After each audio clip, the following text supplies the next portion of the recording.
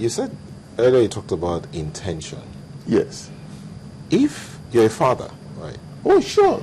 If your children came up to you and said, Daddy, I want an iPad. Let's say one of your children, Daddy, I want an iPad. And he's been clamoring for an iPad.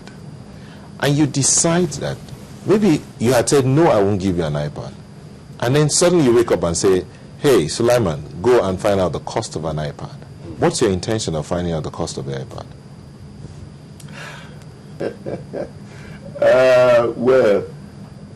There are... I like your question. Though it's hypothetical, but... Is there a possibility that you want to know the cost so that you can plan to give your child that iPad? Is there a possibility? That's a possibility. It's a possibility. Yes, but you can also have some deception too, like a way of saying that, okay, you found out the cost, don't worry, we'll talk about this some other time. And that some other time may be indefinite. Look, for the Americans went to their conference in Philadelphia, as I told you, for between May and June. They finished it. You know for how long it took us in 2006 or so when Obasanjo did his?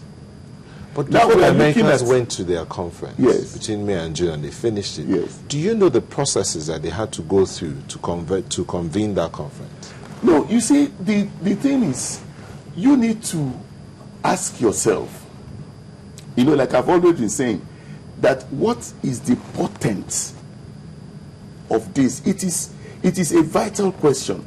We must be asking, that's the question we should be asking. We should not just be concerned that we want to have a conference at all costs. What is the portent of this conference? Where is this conference leading us to? To do what? Isn't that what you have been clamoring you for? tell us what. You know, let me tell you. About that. You see, the thing itself, there are many things going on within the Nigerian polity. You know, like Colin Powell said, at the end of the day, your processes, your systems, your policies will fail and everything. At the end of the day, you find out that everything rises and falls on leadership. You know, everything rises and falls on leadership.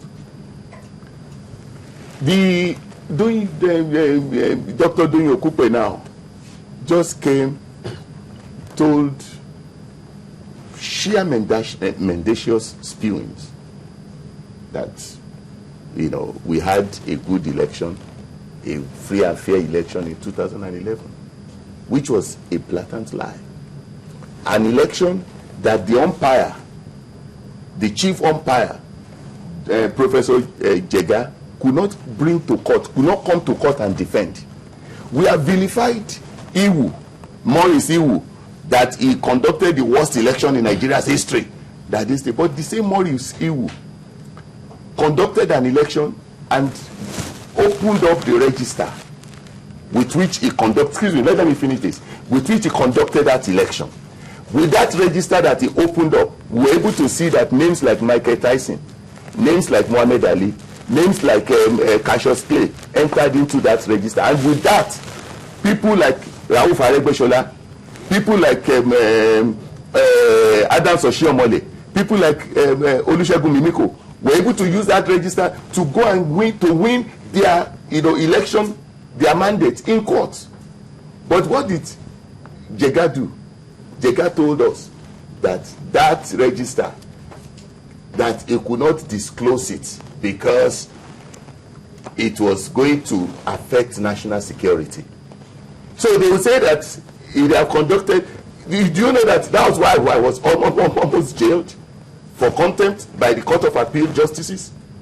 Do you know it was because of that we said, okay, if you would not open these books to us in your office, you will not allow us to see the register with which you conducted our election, okay, bring that register to court.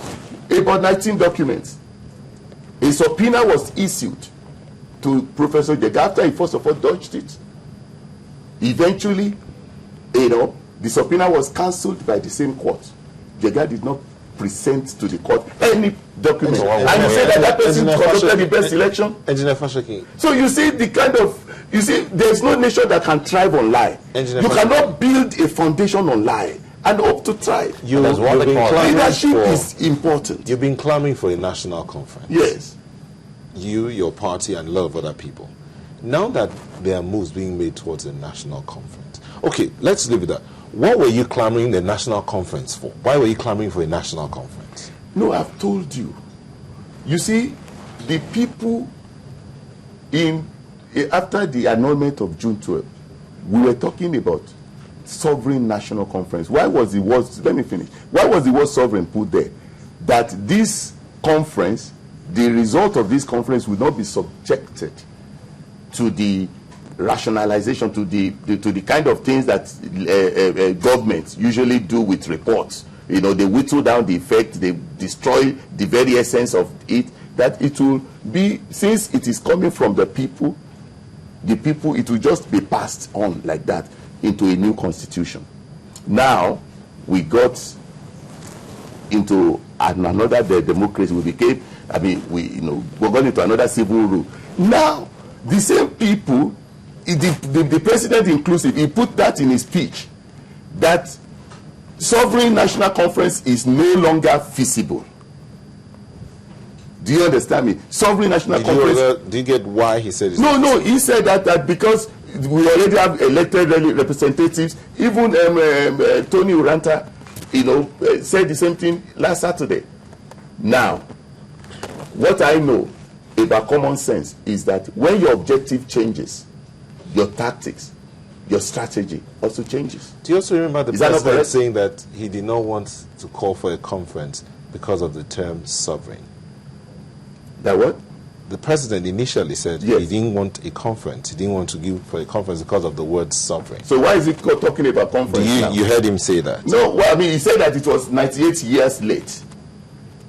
Well, I think that was when Nigeria was 98 years, about 2 years ago. So there's always a first cause in everything. So this 98 years late. So now... So Mr. Fashakin, this is the first start.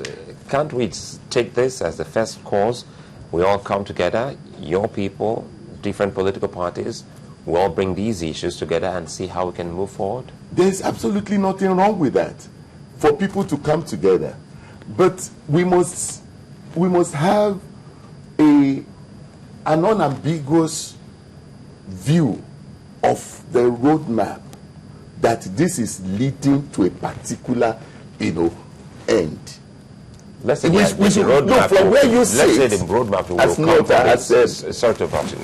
roadmap will come from the advisory committee. What is expected of that? You see, let me tell you truly, you know why I continue to show a lot of skepticism about this? The composition I continue to show a lot of skepticism about this move from President Goodluck Jonathan, because from my experience as a person, as a Nigerian, with his style of governance, he's been with a great deal of opacity, a great deal of,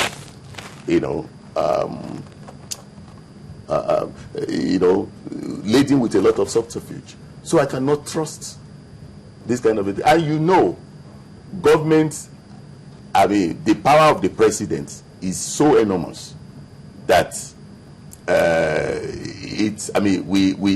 government can, is capable of giving you decided outcome at whatever, even within this committee and all those things. So I can't really trust, sit down here and trust that. Are you talking about interference?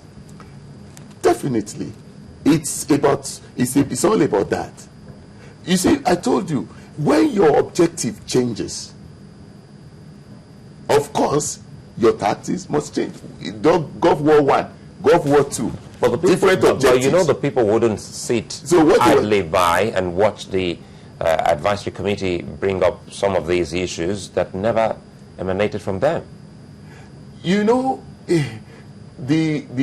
fact of the matter now is that it's not the advisory committee members, maybe there may be some, I mean, I know my respected octogenarian, the living legend of constitutional law in this country. I mean, he's a patriot, he's the father of patriots. That's Professor Ben Nwabo. He's a member of this committee, and I have utmost respect for him. I mean, at his age, he's still very much concerned about the matters of the nation.